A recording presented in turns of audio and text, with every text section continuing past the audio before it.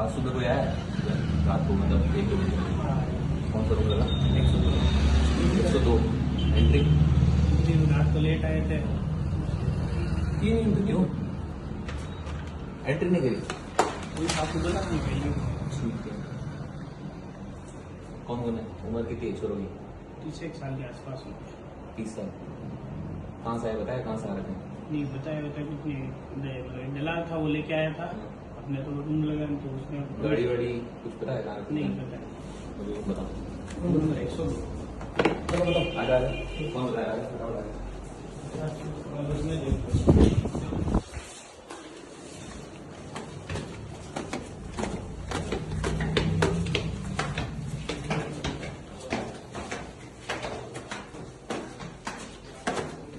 कौन सा?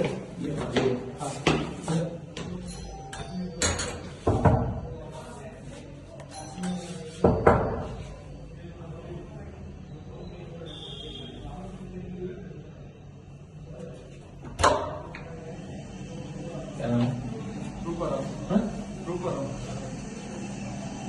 हाँ? वो मिली। क्या नाम है? हाँ?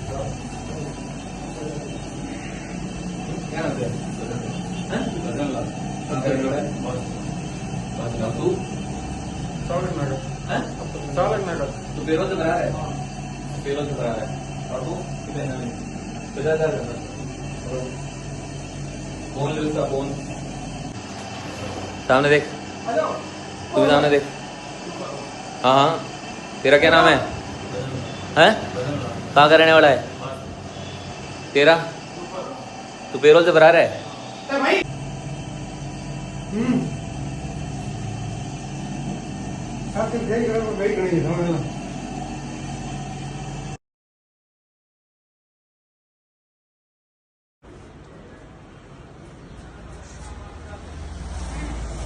आने माना जाने दे।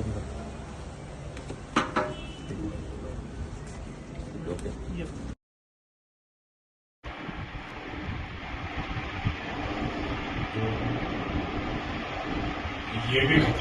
जोधपुर रेंज के साइक्लोनर सेल के धुआंधार धावों की धमाकेदार धमक में बड़े बड़े नशावीर, सौदागर, सरगना, सूत्रधार, स्वयंभू सरताज जमीन सूंघते नजर आ रहे हैं, नेस्तनाबूत हो रहे हैं।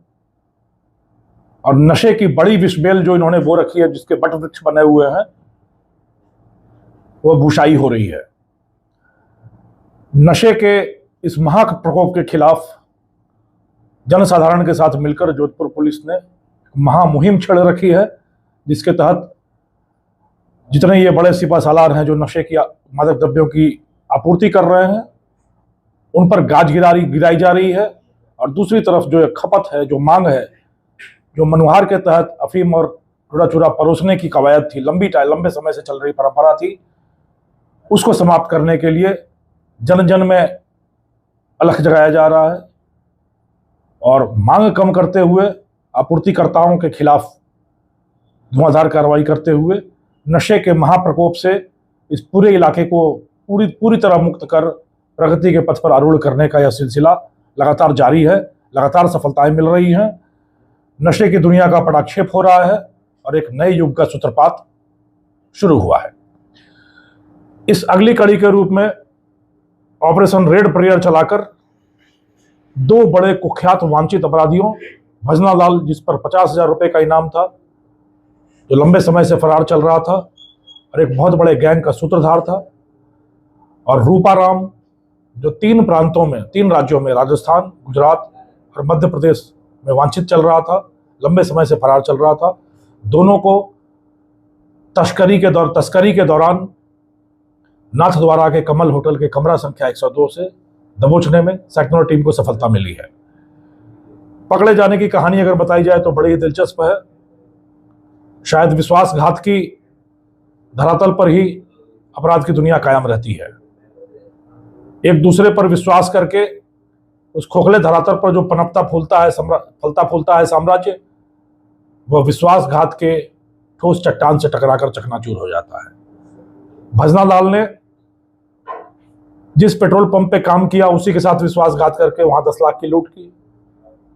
जिस गुरु से नशे के कारोबार का ककारा सीखा, उससे विश्वासघात करके स्वतंत्र गैंग बनाया और प्रतिस्पर्धा की, और अंत में उसी के सबसे विश्वासी सिपहसालार ने स्वतंत्र अस्तित्व बनाने के संघर्ष में उसके साथ बड़ा विश्वासघात किया और उसको उसकी मुकाम, उसकी मंजिल जेल की सलाखों के पीछे पहुंचा दिया।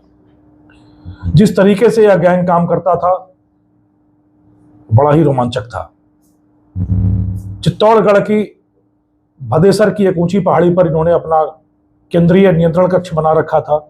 वहां रखे एक छोटे से फोन में कि ड्राफ्ट में मैसेज छोड़े जाते थे और उस बहाने आपस में संदेश प्रसारित होता था। उसी तरीके से काले बाजार से वाहन 2 सेकेंड हैंड खरीदे जाते थे, उनका इंजन नंबर और चेसिस नंबर मिटाकर एक बार इस्तेमाल किया जाता था और फिर उसको नशे के छोटे व्यापारियों को बेच दिया जाता था। इंजन नंबर और चेसिस नंबर इसलिए मिटाए जाते थे ताकि पुलिस उस वाहन के असली मालिक तक पहुंचकर खरीदारों का पता लगाकर उन तक ना पहुंच पाए। तो यह बहुत ही दिलचस्प तरीका था। और यदि आप देखें पटकथा तो बड़ी ही शानदार पटकथा थी। एक जगह पर एक रात के बाद दोबारा नहीं रुकना, एक गाड़ी से एक बार के बाद दूसरी बार तस्करी नहीं करना, एक फोन एक दिन के बाद दूसरे दिन यूज नहीं करना, और एक मार्ग से तस्करी करने के बाद उस मार्ग को दोबारा यूज नहीं करना। इतने शातिर और सतर्क तरीके से यह गैंग पिछले 11 सालों से यह नशे का कारोबार चला रहा था। इसलिए पिछले काफी समय से इसके पीछे पड़ने के बावजूद इस गैंग की जड़ तक पहुंचने में बहुत दिक्कतें आई सेक्युलर टीम को, पर अंत में घर के भेदी ने लंका ढाया और अपने ने ही अपनी सूत में सुराख किया। मैं उम्मीद करता हूं कि इस गैंग के खुलासे, इनकी कारगुजारियों के पटाक्षेप के साथ ही नशे की दुनिया के एक बड़े अध्याय की समाप्ति हुई है और नशा मुक्त समाज की दिशा में एक ठोस कदम उठाया गया है। मारवाड़ के, मेवाड़ के युवाओं से, जन सामान्य से मेरा यही आह्वान है, इस नशे के आगोश से बाहर निकलना है, निर्मल शांति, समृद्धि, सफलता और सुरक्षा के पायदान पर कदम रखना है और शिखर तक आरूढ़ होना है। धन्यवाद।